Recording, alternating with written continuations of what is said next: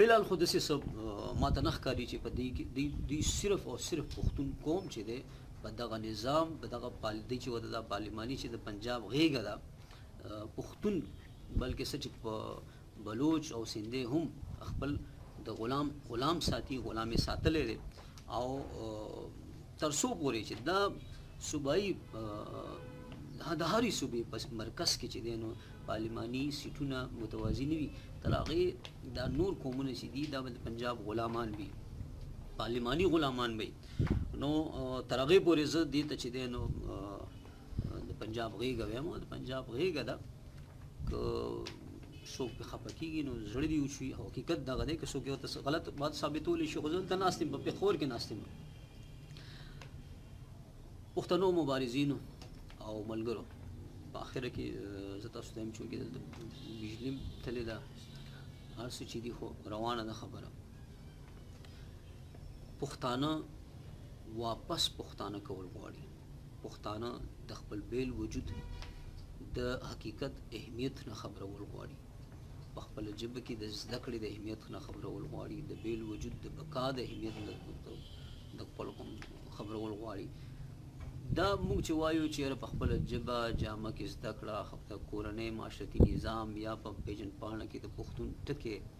دا خبرې چې دي دا د پښتون د بیل وجود د ژوند دپاره دي د دې خلکو نه د بیلتون دپاره دي د بیل وجود د بقا دپاره دي نو تمه ده چې تاسو به په دې باندې کار شروع کوي او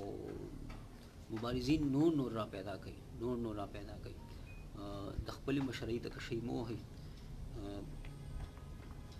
دلته کې عابد مشر که د ډاکټر خان تحریک چیرمین دی داسې نور دغه دي نور خلک را پاسوئ نور دغه کوي خیر دی کوم چې زاړه دغه دي زه به ځان وګڼم په کار دی چې زما غونده کې خلک چې دی نو دا د یو قسم له ملاتړ کار وکړي په شا د چا سره ودرېږي زه د ټولو مبارزینو سره که هغه عابد دی که هغه منظور دی که هغه ټول دي زه د دې خلکو سره دا زمونږ مټي دي دا زمونږ په کار دی چې موږ د دې شاته ودرېږو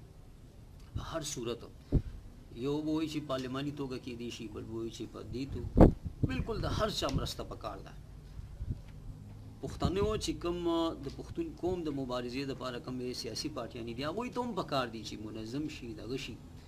او زه به پښتنو ته هم وایم چې هغه کوم مبارزین دي چې په بغیر د څه دغه نه چې دی دغه خلکو سره مینه وکړي دغه سپورټ وکړي او په هر صورت چې دی د پښتون خدمت غواړو په هر صورت چې دی نو د پښتون قوم بیل وجود ژوند غواړو